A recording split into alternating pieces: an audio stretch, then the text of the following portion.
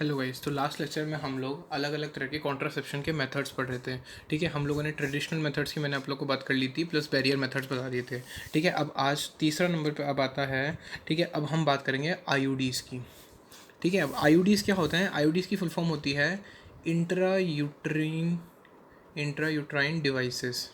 ठीक है, नाम से पता लग रहा है इंट्रा मतलब अंदर, यूट्रीन मतलब यूट्रस के अंदर। तो मतलब ऐसे डिवाइसेस जो कि यूट्रस के अंदर लगाए जाते हैं। तो बेसिकली अगर नाम से ये समझ में आ रहा है कि ये किसके लिए है, फीमेल के लिए है सिर्फ, मेल के लिए ये नहीं होते।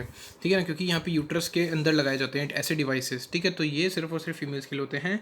अब ये जो डिवाइसेस होते हैं, दीज डिवाइसेस आर इंसर्टेड, इनको अंदर है ना यूट्रस के अंदर इंसर्ट कौन करता है? या तो डॉक्टर्स। ठीक है, या तो डॉक्टर्स करते हैं या फिर कोई एक्सपर्ट नर्सेस करती है। ठीक है, in the uterus these devices are inserted by either doctors और एक्सपर्ट न्यूट्रस। ठीक है, इन दी यूट्रस। और यूट्रस के अंदर कैसे रखेंगे जाएगा? Through the vagina. ऑब्वियसली बात है, वजाइना के थ्रू ही यूट्रस के अंदर रखा जाएगा। ठीक है, ये आ गया। अब ये जो आईयूडीज़ होते हैं ना, ये किस तरीके से अवेलेबल होते हैं? आईयूडीज़ अवेलेबल, अब देखिए जो मैं नाम बताने जा रहा हूँ अलग अलग आईयूडीज़ के, ये सब आपको याद रखने हैं। देखिए सबसे पहले नॉन मेडिकेटेड आईयूडीज़। ठीक है, आईयूडीज़ एक आते हैं एक टाइप के, जिनको बोलते हैं नॉन मेडिकेटेड आईयूडीज़, है ना, नॉन मेडिकेटेड आईयूडीज़। ठीक है, इसमें क्या एग्जांपल आएगा? लिपल्स लूप। बस आपको एज इट इज़ याद करने हैं ये वाले। ठीक है, और इनमें से कुछ के बारे में अभी समझाऊंगा। नॉन मेडिकेटेड आईयूडीज़ में आ गया लिपल्स लूप आ गया। इसके अलावा कॉपर रिलीजिंग आईयूडी। देखिए कॉपर रिलीजिंग आईयूडी का क्या मतलब हुआ? ऐसे आईयूडी, ऐसे डिवाइसेस जो कि अल्टीमेटली क्या रिलीज़ करते हैं? Copper ion. ये आयन रिलीज़ करते हैं। ठीक है ना, ये कौन सा एग्जाम्पल आ गया इसका? Copper T. भाई सी यू तो कॉपर के लिए लिख दिया, और टी कॉपर टी बोलते हैं एक। ठीक है, एक आ गया कॉपर 7, CU7 आ गया। इसके अलावा मल्टी लोड 375। ठीक है, ये किसके एग्जांपल्स हैं? These are examples of copper releasing IUDs. ठीक है ना, इसके अलावा एक हार्मोन रिलीजिंग आईयूडी, मतलब ऐसे आईयूडी जो कि क्या रिलीज़ कर रहे हैं? अल्टीमेटली हार्मोन्स का रिलीज़ कर रहे हैं। ठीक है, हार्मोन रिलीजिंग आईयूडी। तो इसका एग्जांपल क्या गए? इसका एग्जांपल है प्रोजेस्टेरसाट। प्रोजेस्टेरसाट, देखिए प्रोजेस्टारसेट। इसके अलावा LNG-20। ठीक है ना, ये दोनों के दोनों आते हैं हार्मोन रिलीजिंग आयोडिया, मतलब ये अल्टीमेटली हार्मोन रिलीज करते हैं। देखिए नाम से आपको कुछ समझ में आ रहा है? ये प्रोजेस्ट्रॉन जैसा है। ठीक है ना, प्रोजेस्ट्रॉन जैसा है पर प्रोजेस्ट्रॉन नहीं है। इसको बोलते हैं प्रोजेस्टर सेट। ठीक है, प्रोजेस्टर सेट बहुत अजीब सा नाम लग रहा है, लेकिन आपको ये याद करना है। ठीक है ना, एक आध स्पेलिंग है, थोड़ा ढंग से याद कर लीजिएगा क्योंकि ये पूछते हैं। ठीक है ना, अब आईयूडी करते क्या है, मतलब किस तरीके से इनका फंक्शन कैसा होता है? तो देखिए आईयूडी की मैं बात करूँ तो ये क्या करते हैं? ये फेगोसाइटोसिस इंक्रीज कर देते हैं। किसका? फेगोसाइटोसिस। सबसे पहले तो फेगोसाइटोसिस होता क्या है आप लोगों को डेफिनेटली पता होगा। देखिए अमीबा भी क्या करता है, अपना फेगोसाइट, कोई भी पार्टिकल आता है तो उसके अराउंड करके उसको अंदर ले लेता है, उसको फेगोसाइटोसिस कर लेता है, उसको तोड़ मोड़ के खा जाता है पूरा, है ना। फेगोसाइटोसिस मतलब एक तरीके से खाना उसको। तो ये क्या करते हैं? स्पर्म्स का फेगोसाइटोसिस करते हैं, मतलब कुछ केमिकल सिक्रीट, ऐसे केमिकल सिक्रीट करते हैं अल्टीमेटली जिससे स्पर्म्स जो है वो पूरी तरह से डिस्ट्रॉय हो जाते हैं।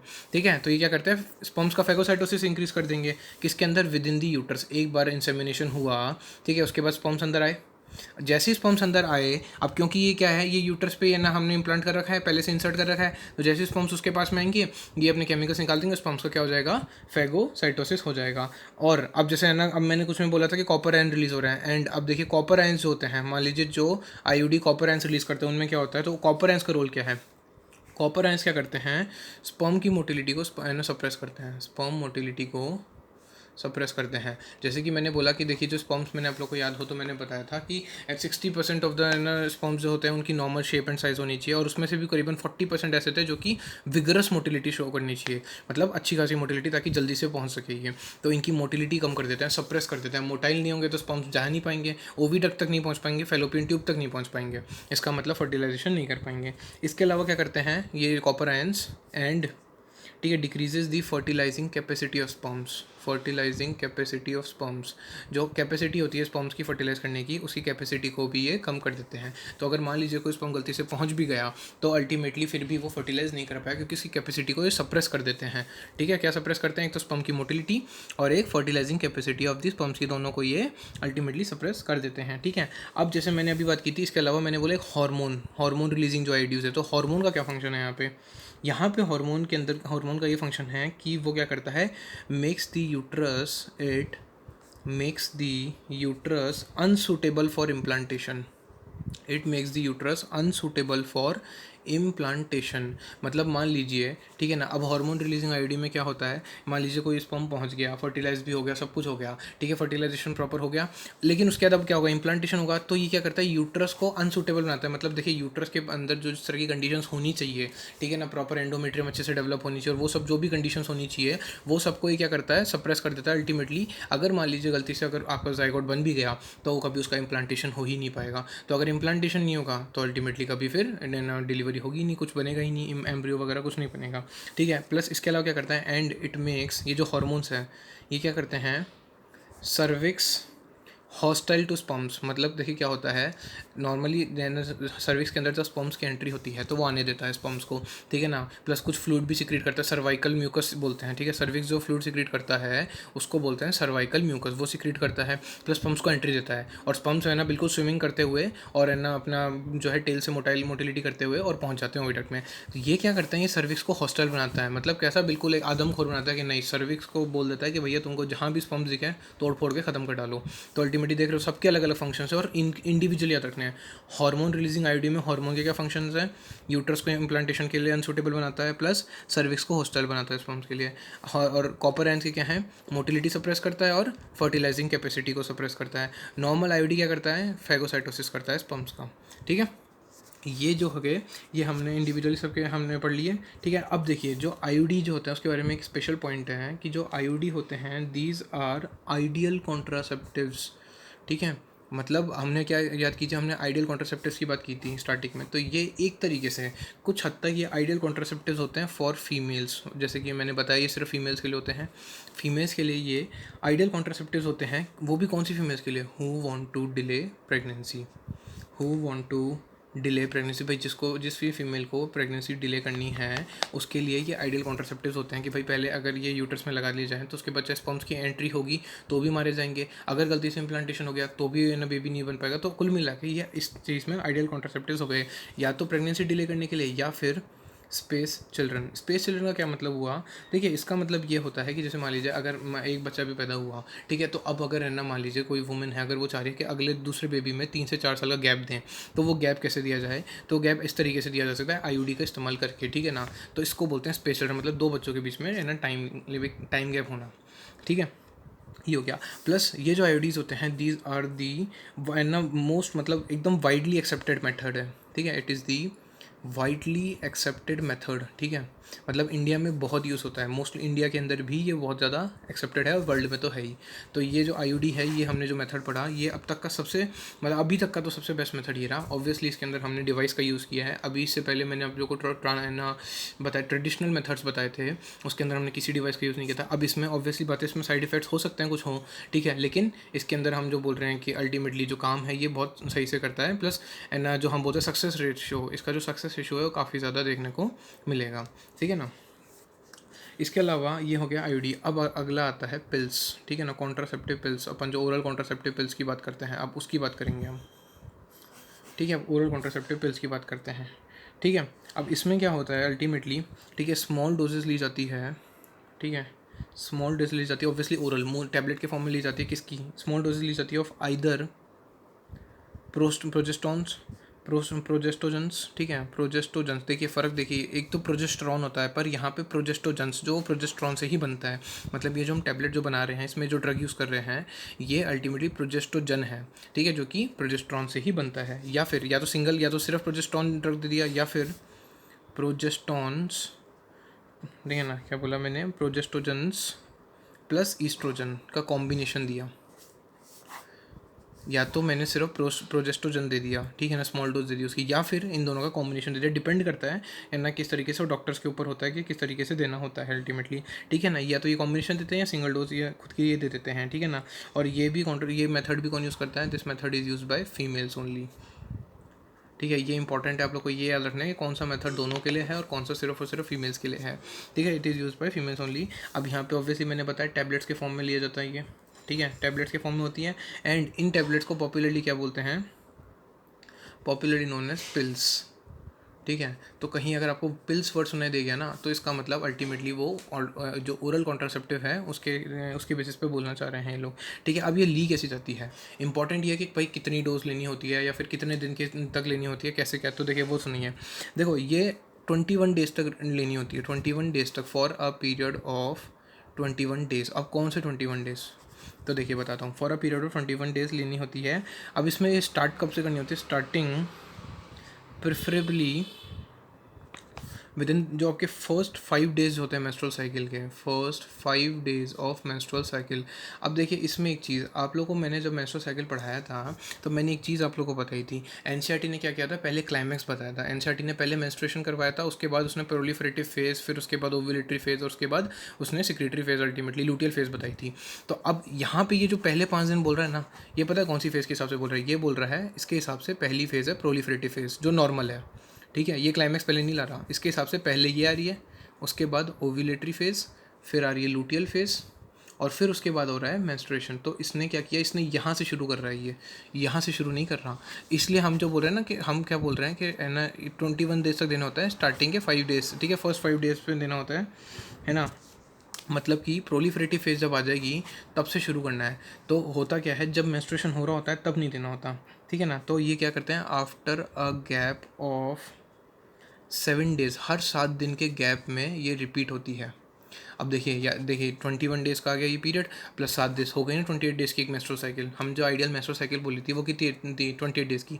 तो मैं ये मान लीजिए, देखिए ये मान लीजिए पूरी एक साइकिल है। ठीक है। ये इनिशियली के मैं मान सकता हूँ कि ये देखो, ये 0, ये 7 दिन आ गए।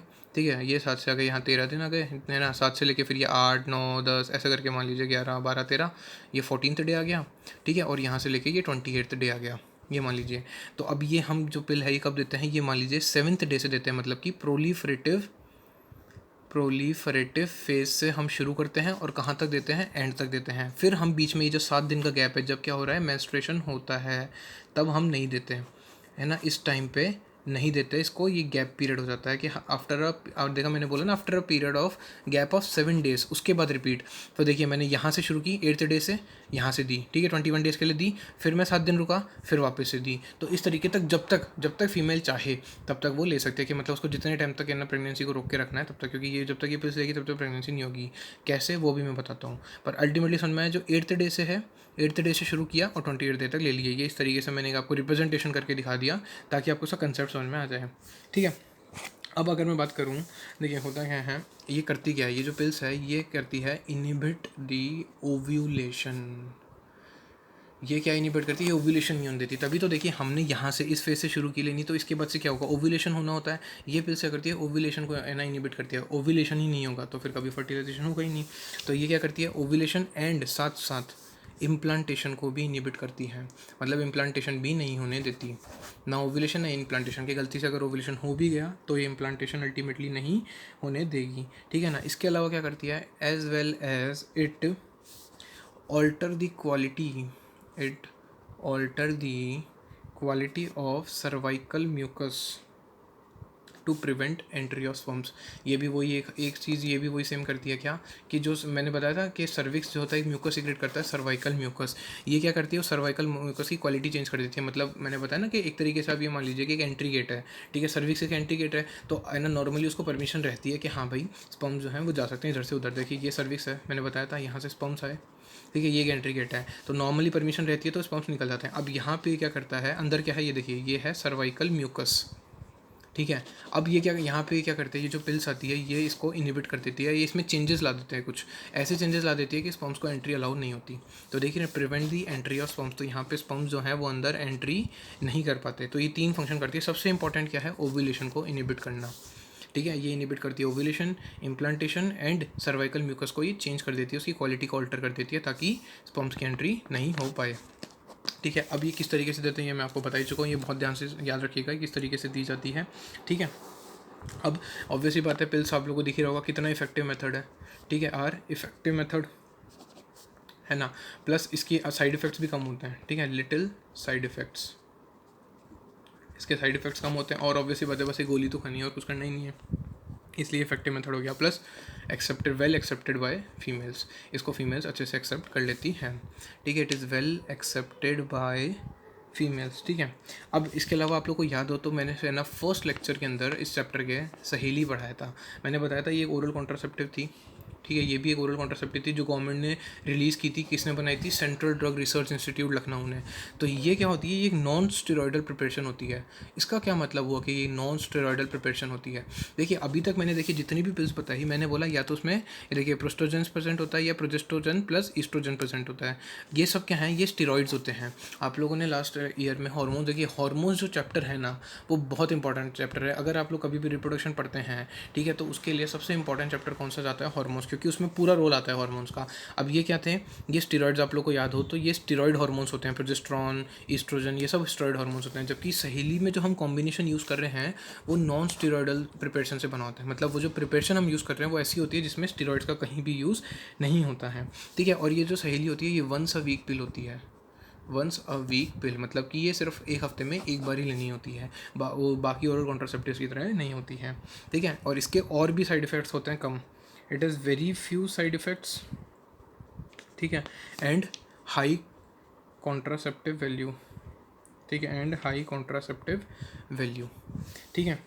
अब अगर मैं बात करूँ तो देखिए अभी मैंने क्या बोला, ये देखिए जो हम अब ये इम्प्लांट्स, एक अलग और बता दूँ मैं, एक लाइन स्पेशल लाइन बताने वाला था एनसीईआरटी की जो कि मैं नोट के तौर पे बताऊंगा, पर उससे पहले एक और मेथड इम्प्लांट्स, ठीक है। मैंने कई सारे इम्प्लांट्स और उसके बाद हमने बोलते सर्जिकल मेथड्स, बस 2 बच रहे हैं। देखिए इम्प्लांट्स की अगर मैं बात करूँ तो इसमें हम क्या करते हैं? हम इसमें वही प्रोजेस्टोजेंस यूज़ करते हैं। प्रोजेस्टोजेंस हम यूज़ करते हैं, ठीक है, या तो अलोन या फिर इन कॉम्बिनेशन में। किसके साथ? वो ईस्ट्रोजन, जैसे हमने ओरल कॉन्ट्रासेप्टिव्स में यूज़ किया था बिल्कुल उसी तरीके से हम कॉम्बिनेशन दे रहे हैं। या तो अकेले प्रोजेस्ट्रोजन हम दे रहे हैं या फिर उसको ईस्ट्रोजन के कॉम्बिनेशन में दे रहे हैं, ठीक है। ये वही है ना, यूज बाय फीमेल। लेकिन अब वो तो ओरल पिल्स थी, ये कैसे देते हैं? As injections. या तो आप इंजेक्शंस की तरह दे दो या फिर इम्प्लांट्स। इम्प्लांट्स का मतलब क्या होता है कि आप अंदर प्लांट कर रहे हो, ठीक है। कहाँ पे? अंडर द स्किन, ठीक है ना। जो फीमेल जो रिप्रोडक्टिव ट्रैक्ट है उसकी जो स्किन हो गई उसके अंडर इसको है ना इम्प्लांट किया जाता है, या फिर इंजेक्शंस के तौर पे दे दिया जाता है। क्या देते हैं उसमें? जो हम जो देते हैं इंजेक्शंस या फिर इम्प्लांट्स, वो होते क्या हैं? या तो प्रोजेस्ट्रोजन्स होते हैं या फिर ईस्ट्रोजन प्लस प्रोजेस्ट्रोजन का कॉम्बिनेशन होता है अल्टीमेटली, ठीक है। और इनका एक्शन कैसा होता है? वही action is similar to pills. इसलिए मैंने इनको पहले बताया क्योंकि बिल्कुल सेम टू सेम होते हैं। ये जो पिल्स का एक्शन होता है वैसा ही होता है, कॉम्बिनेशन भी लगभग लगभग पूरा वही होता है, ठीक है। प्लस लेकिन इसमें फ़ायदा क्या है? जो इसका इफेक्टिव पीरियड है वो मच लार्जर होता है। जैसे कि पिल्स में देखिए मैंने क्या बोला, मैंने पिल्स में बोला जब तक है ना जो फीमेल है वो ये ओरल कॉन्ट्रासेप्टिव पिल्स खाएगी तब तक प्रेगनेंसी नहीं होगी, पर जैसे ही वो खाना बंद कर देगी उसके बाद शुरू हो सकती है। इसमें इनका इफेक्टिव पीरियड ज़्यादा होता है कि अगर आपने एक बार इंजेक्शन ले लिया या आपने इम्प्लांट लगा लिया तो काफ़ी लंबे समय तक, जितना भी टाइम जो एक होता है स्पेसिफिक, उतने टाइम तक के लिए आप है ना प्रिवेंट कर सकते हैं प्रेगनेंसी को, ठीक है। इसलिए ये ज़्यादा इफेक्टिव होते हैं लंबे समय के लिए। अब एक स्पेशल नोट जो कि बहुत इंपॉर्टेंट है, देखिए जो एडमिनिस्ट्रेशन जो हम दे रहे हैं, हम अल्टीमेटली ये जो हम कर रहे हैं एडमिनिस्ट्रेशन ऑफ, या तो हम ये जो प्रोजेस्ट्रोजन्स दे रहे हैं या ये जो कॉम्बिनेशन दे रहे हैं, ठीक है, या तो हम इसको अकेले में दे रहे हैं या जो कॉम्बिनेशन दे रहे हैं, इसका जो हम एडमिनिस्ट्रेशन कर रहे हैं, जो हम दे रहे हैं फीमेल्स को, ठीक है, या फिर ये जो आईयूडी, मतलब आज मैंने जितना भी बात किया, आईयूडी की बात करी या पिल्स की बात की, इनका जो कॉम्बिनेशन बात की मैंने, ये जो हम देते हैं, ठीक है, अगर मान लीजिए इनको हम दे दें with in 72 hours of coitus होने के करीबन 72 घंटे के अंदर अंदर अगर हमने दे दी है मान लीजिए पिल्स, ठीक है ना, तो ये बहुत ही, these are found to be very effective. किस सेंस में वेरी इफेक्टिव? देखिए मैं बोलना चाह रहा हूँ कि अगर मान लीजिए कोइटस हुआ उसके 72 घंटे के अंदर अंदर अगर मैंने ये एना पिल्स दे दी या ये कॉम्बिनेशन दे दिया या आईयूडीज लगा दी है, ठीक है, यूट्रस के अंदर, तो क्या होगा? ये बहुत ही इफेक्टिव होगा, ठीक है, एज एन इमरजेंसी कॉन्ट्रासेप्टिव, ठीक है। आज मैंने जितना भी पढ़ाया आप लोगों को, इसको हम एज एन इमरजेंसी कॉन्ट्रासेप्टिव्स के नाम से जान सकते हैं। क्यों? क्या इमरजेंसी कॉन्ट्रासेप्टिव्स कैसे? क्योंकि they can be used to avoid the possible pregnancy, ठीक है, जो भी प्रेगनेंसी है उसको अवॉइड कर सकते हैं। कैसे? मान लीजिए अगर किसी फीमेल का रेप हुआ, ठीक है ना, तो उसके अंदर है ना प्रेगनेंसी से बचने के लिए ये अगर 72 घंटे के अंदर अंदर अगर दे दिया जाए ये कॉम्बिनेशन या फिर ये जो इमरजेंसी कॉन्ट्रासेप्टिव्स हैं, तो प्रेगनेंसी को रोका जा सकता है। या फिर मान लीजिए कैजुअल, अगर मान लीजिए कोई कपल है उन्होंने अनप्रोटेक्टेड सेक्स किया, ठीक है, अनप्रोटेक्टेड इंटरकोर्स अगर हुआ, ठीक है, जिसके अंदर उन्होंने यूज़ किसी भी तरह के मेथड का यूज़ नहीं किया और उनको प्रेगनेंसी नहीं चाहिए, तो अल्टीमेटली उसमें भी हम ये यूज़ कर सकते हैं विदिन 72 आवर्स, तो प्रेगनेंसी बच जाएगी। इसलिए ये जो है आज जो भी पढ़ा है मैंने, IUDs पढ़ा है, चाहे आपको ये पिल्स पढ़ा है, ये जो कॉम्बिनेशंस पढ़ा है, अल्टीमेटली ये सारे एज एन इमरजेंसी कॉन्ट्रासेप्टिव के तौर पे इनको नाम दिया गया है, इसलिए ये बहुत इंपॉर्टेंट है। बाकी जो हमारे जो एक आखिरी मेथड बच रहा है प्लस इसके अलावा बाकी का चैप्टर है, वो मैं नेक्स्ट लेक्चर में कवर करूँगा।